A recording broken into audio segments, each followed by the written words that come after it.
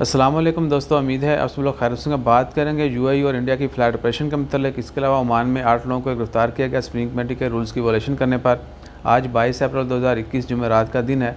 UAE ने भी ऐलान कर दिया कि 10 दिन तक जो है इंडिया से आने वाली फ़्लाइट के ऊपर पाबंदी रहेगी और ये बैन स्टार्ट होगा 24 अप्रैल हफ्ते के दिन रात को 12 बजे। 24 अप्रैल को रात को 12 बजे ये बैन स्टार्ट होगा और अगले 10 दिन तक जारी रहेगा और ये एक्सटेंडेबल है।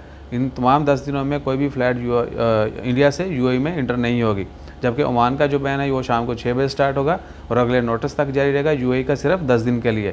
तो दूसरी खबर है, 8 लोगों को ओमान में गिरफ्तार किया गया, जिसमें शामिल था कि उन लोगों ने वायलेशन की थी नाइट बैन की। उसके अलावा कुछ लोगों ने फेस मास्क नहीं पहना था। कमर्शियल मार्केट से आपको पता है कि ऐलान किया गया था कि रात को 9 से सुबह 4 बजे तक बंद रहेंगी, लेकिन उन्होंने उसको फॉलो नहीं किया। इससे पहले 8 बजे से लेकर सुबह 5 बजे तक का बैन था, उसमें लोगों ने वायलेशन की।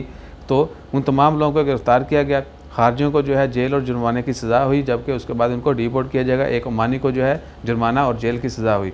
सो अपना ख्याल रखें और जितना मुमकिन हो सकता है रूल्स को भी फॉलो करें और सेफ्टी के जितने मेजरमेंट्स हैं उनको भी फॉलो करें।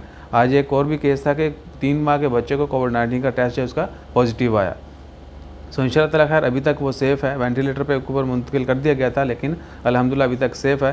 सो जैसे ही कोई मज़ीद अपडेट्स आती हैं ओमान की ख़बरें और दीगर इसी रीजन की ख़बरें, वो भी आपके साथ शेयर करेंगे।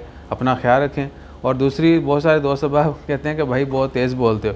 हम कोशिश करते हैं कि स्लो बोलें, लेकिन क्या कह सकते हैं, बहुत शायद टाइम लगेगा हमें आस्ता आस्ता जो है इस चीज़ को सेटअप करने में। तो अपना ख्याल रखिएगा।